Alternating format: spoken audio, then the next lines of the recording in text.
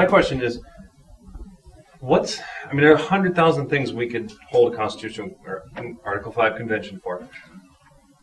What really do you think are the root cause issues we should be after? Because balanced budget might only be a nick in the real, scheme of things.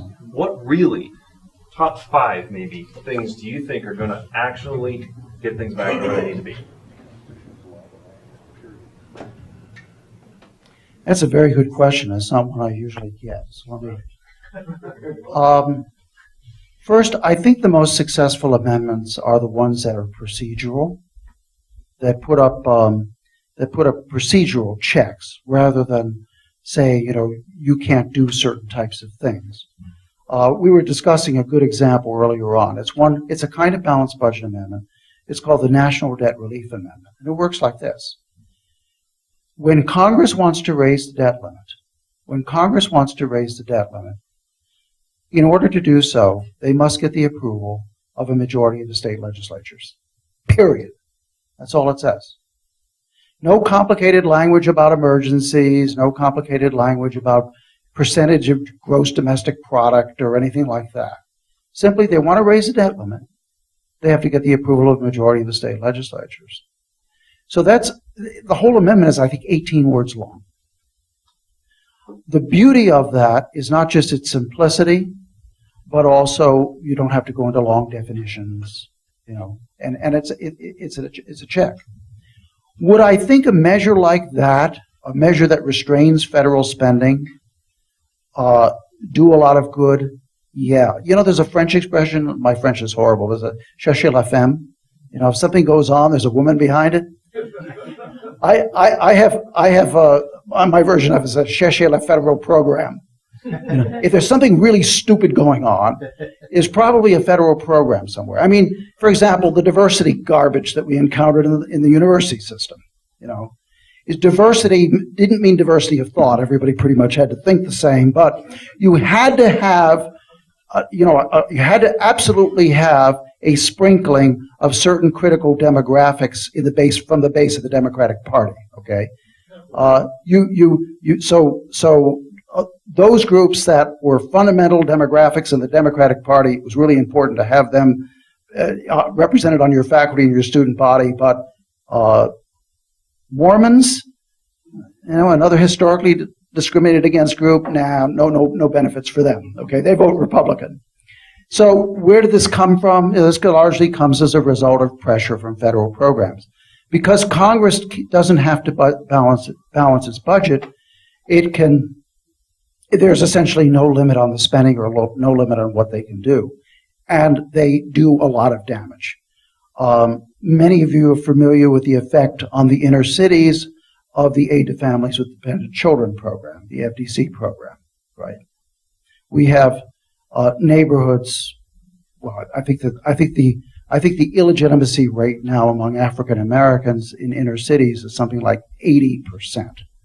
It has nothing to do with the nature of African Americans. It has to do with the crazy incentives that were set up by a federal program. So one argument, I think, for a balanced budget approach is not just the matter of, preserving our kids from all the debt. It's also getting rid of some of the real damage that some of these programs work. So that fiscal restraints of some kind, I think, have to be pretty high on the list. I also personally favor term limits. The only reason the founders didn't put term limits in the Constitution is they didn't think anybody would serve there that long because the powers of the federal government were so limited. That's obviously become a joke. There are pretty clear connections between how fiscally conservative a legislator is and how long he's been there. The longer he's been there, the friendlier he is with the lobbyists, then the more fiscally liberal he's likely to be. Another interesting idea, which actually is the brainchild of my friend Bob Berry. Where are you, Bob? Yeah. Okay.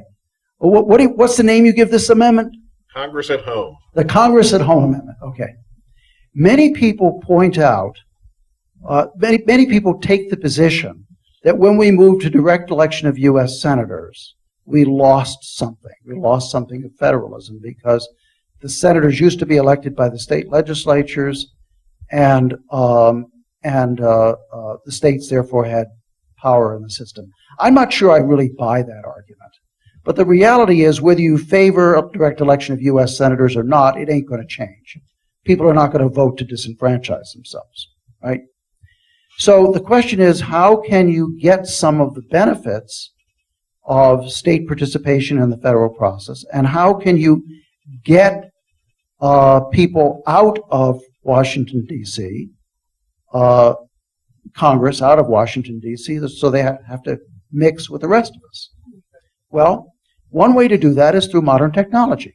You know, we've passed constitutional amendments for technological reasons. We passed the 20th Amendment, which moved up the date of inauguration because of advances in transportation. Well, we now have the technology where members of Congress can sit in a room in Denver and participate actively with other members of Congress who are located in state capitals around the country.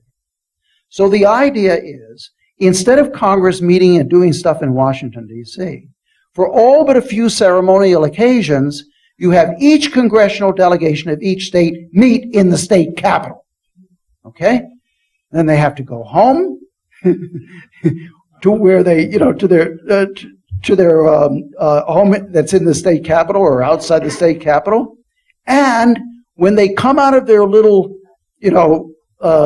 teleconferencing session with the rest of Congress, and they're walking through the state capitol, who do they bump into? They bump into state legislators, and they bump into other real people, okay? Why not? And when you do that also, you can expand the size of the House of Representatives greatly. What's the advantage of that? The studies tell us that when you have a legislature with a larger lower house, it tends to be less subject to special interest influence than when you have a smaller lower house, okay?